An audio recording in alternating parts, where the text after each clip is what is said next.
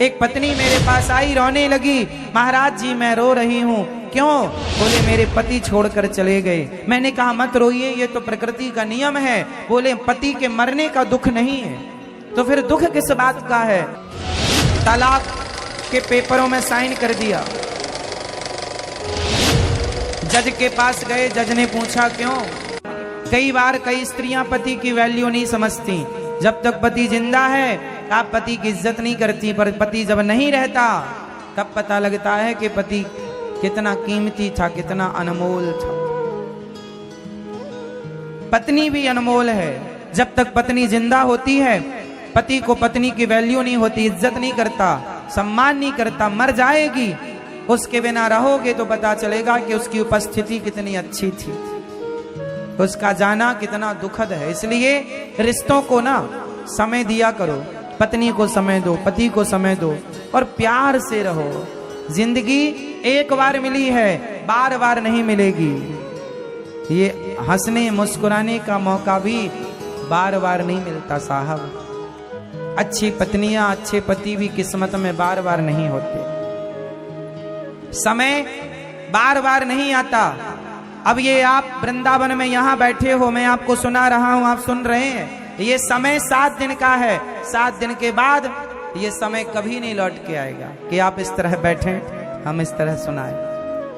बस इस समय का लाभ लीजिए। समय है, एक बार आता है और आके चला जाता है। क्या करें?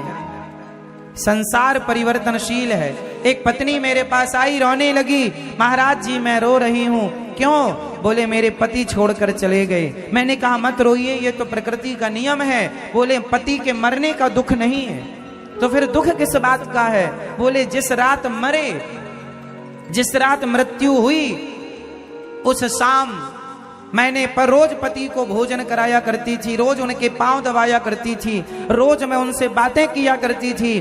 पर कल की रात कुछ कहा सुनी हो गई हम दोनों में, जरा सी बात पर, और मैंने उन्हें खाने को नहीं पूछा, उन्होंने भी कुछ नहीं खाया। मैंने बात नहीं की गुस्से में, उन्होंने भी बात नहीं की। वो अपनी करवट में सो गए, मैं अपनी करवट में सो गई। सवेरे जागे तो पता चला मेरे पति को रात में साइलेंट अटैक आया और पड़े पड़े चले गए। सारी जिंदगी के लिए अब ये दर्द है कि क्यों ना मैंने अपने पति से, वो आखिरी रात थी, हर बार पांव दबाती थी, हाल चाल पूछती थी, पर मरने की रात ना मैंने उन्हें भोजन कराया, ना मैंने उनका हाल चाल पूछा। अब सारी जिंदगी के लिए ये बात हो गई कि क्यों जरा सी बात में मैंने झगड़ा कर लिया। गलती किसकी थी मायने नहीं रखती, लेकिन सारी जिंदगी का रोना मेरे हाथ लगा। इसलिए पता नहीं कौन सी रात अंतिम रात हो, पता नहीं कौन सा मिलना आखिरी मिलना हो, पता नहीं कौन सा मुस्कुराना आखिरी मुस्कुराना हो। इसलिए जब मिला करो प्यार से मिला करो, हंसते मुस्कुराते मिला करो। शिकायतें तो सारी जिंदगी रहेंगी, शिकायतों भरा जीवन ना हो। बहुत शिकायतें कर ली, अब केवल तारीफ करना सीखो। पत्नी की कभी तारीफ किया करो, पति की कभी तारीफ किया करो, क्योंकि जब पति नहीं रहेगा ना तो पत्नी मन में जरूर सोचेगी कि जब वो थे तब मैंने क्या कभी उनकी तारीफ उनके मुंह पर की? वो थे तो कितना कुछ था, वो नहीं है तो सब कुछ होकर भी कुछ नहीं है, जिंदगी वीरान है। पति जब होता है ना तो वैल्यू नहीं समझ में आती। पत्नी थी तो क्या आपने उसकी कभी तारीफ की? क्या कभी कहा कि तुम्हारी जैसी जीवन संगनी मुझे हर जन्म में भगवान दें? कभी उसके हाथ को अपने हाथ में रख के कभी कहा तुमने कि तुम्हें ईश्वर ने मेरे लिए ही बनाया है? अरे बातें भली झूठी हों, पर जब कहोगे तो तुम्हारे शब्दों से सामने वाला खुश होता है, और यदि आपकी वाणी से कोई खुश होता है तो कोई खर्चा नहीं है, खुश कर लेने में। क्योंकि समय बार बार नहीं आएगा।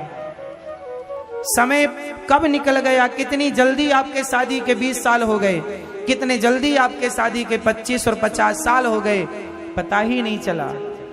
आपकी पत्नी को समय दीजिए, आपके पति को समय दीजिए, दोनों एक दूसरे से प्रेम कीजिए और दोनों मिलकर भगवान से प्रेम कीजिए। यही तो सच्ची गृहस्थी है, यही गृहस्थ आश्रम है। गृहस्थी में जितना प्रेम होता है पति और पत्नी में, गृहस्थी उतनी अच्छी होती है। एक दूसरे का ख्याल जब रखा जाता है, तुम्हारा ख्याल मैं रखूं, मेरा ख्याल तुम रखो, तब जिंदगी अच्छे से गुजरती है। और दोनों मिलकर गोविंद का चिंतन करो, सत्संग करो। जहां आओ जहां जाओ, संग संग जाओ, संग संग आओ। कोशिश करो कि आप साथ रहें। पता नहीं कौन सी मुलाकात व्यक्ति की आखिरी मुलाकात हो। एक पति मेरे पास आया, रोने लगा, महाराज जी मेरी पत्नी चल बसी, फांसी लगा ली उसने। क्यों? जब तक जिंदा थी मैंने सीधे मुंह बात ही नहीं की उससे, जब तक जिंदा थी कोई वैल्यू नहीं की मैंने, मर गई तो पता चला कि राम राम मैंने क्या खो दिया। होता है, माँ जिंदा होती है ना, माँ की कीमत नहीं होती, मर जाती है तो पता चलता है कि माँ क्या होती है। होता है, आपके दो हाथ है ना, कीमत नहीं है हाथों की। जब एक हाथ किसी कारणवश कट जाता है तब पता चलता है कि यार इस हाथ की कीमत क्या थी। पाँव हैं, कोई कीमत नहीं है। जब किसी का पाँव नहीं होता एक और उसे वैसाखी लेकर चलना पड़ता है, तब पता चलता है कि दूसरे पाँव की कीमत क्या थी। कई बार चीजें अपने पास होती हैं लेकिन अपने को उसकी कीमत पता नहीं होती। कीमत जब तक पता चलती है तब तक समय हाथ से चला जाता है। क्या करें, समय रहते समझ लोगे तो बहुत फायदे में रहोगे। इसलिए पति ही ब्रह्मा, पति ही विष्णु, पति नर अवतार। जिस नारी ने पति को पाया, जिस नारी ने कंधा पाया, उसकी नैया पार सोना, पति बिना संसार। इसलिए कल को आपको उफ ना करना पड़े, काश इस शब्द का प्रयोग ना करना पड़े कि काश मिल लेते, बात कर लेते। पति पत्नी में झगड़ा हो गया, एक पत्नी एक पति में झगड़ा हुआ, दोनों इतने नाराज हुए कि दोनों ने तलाक के पेपरों में साइन कर दिया। जज के पास गए, जज ने पूछा क्यों आप दोनों एक दूसरे को तलाक देना चाहते हैं? लड़के से पूछा। सामने लड़की भी थी, मतलब पत्नी भी थी, सामने के कटघरे में पत्नी खड़ी थी, सामने के कटघरे में पति खड़ा था, बीच में जज बैठा है।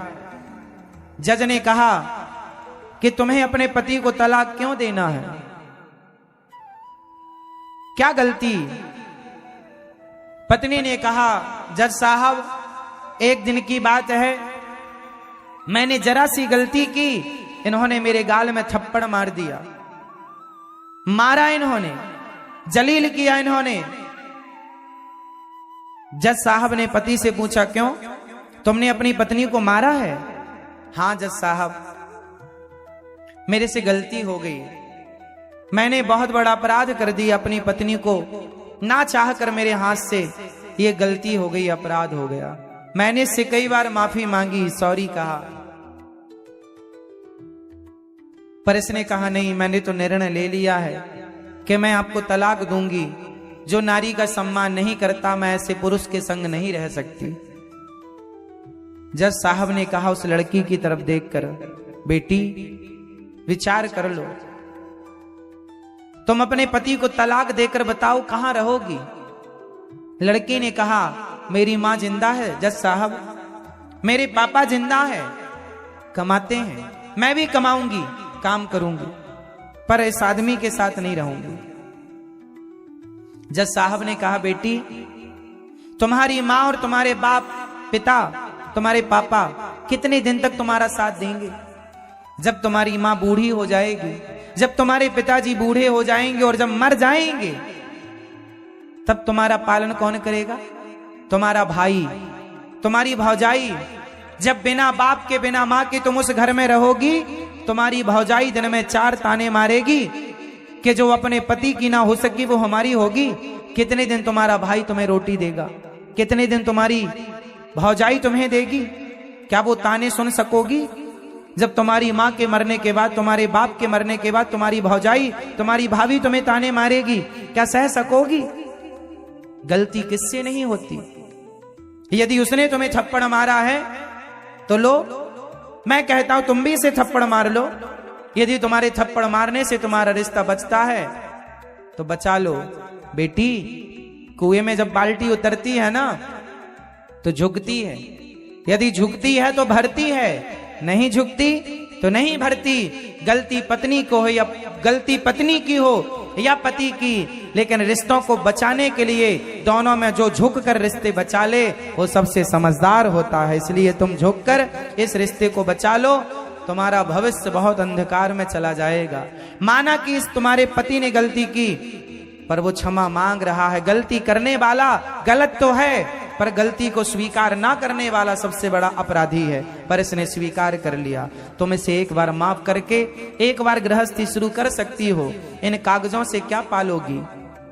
कल दूसरे पुरुष के साथ रहोगी तो क्या भरोसा कि तुम्हारा दूसरा पुरुष भी तुम्हें सुख देगा। इसलिए एक पिता के नाते तुम्हें समझा रहा हूं, जज के नाते नहीं। मैं तो साइन कर ही दूंगा इन कागजों पर तुम्हारा निर्णय है कि तुम चाहो तो रिश्ते को बचा लो। कोई किसी का पालन कितने दिन करेगा? कोई किसी को रोटी कितने दिन देगा? कोई किसी को अपने घर में पनाह कितने दिन देगा? एक पति है, एक पत्नी है जो एक दूसरे के सच्चे साथी होते हैं, संगी होते हैं। इसलिए भूल जाओ कि तुम्हें इसने कुछ कहा था।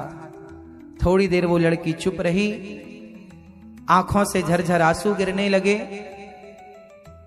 कटघरे में खड़ी खड़ी रोने लगी और ना जाने क्या सोचा उस लड़की ने।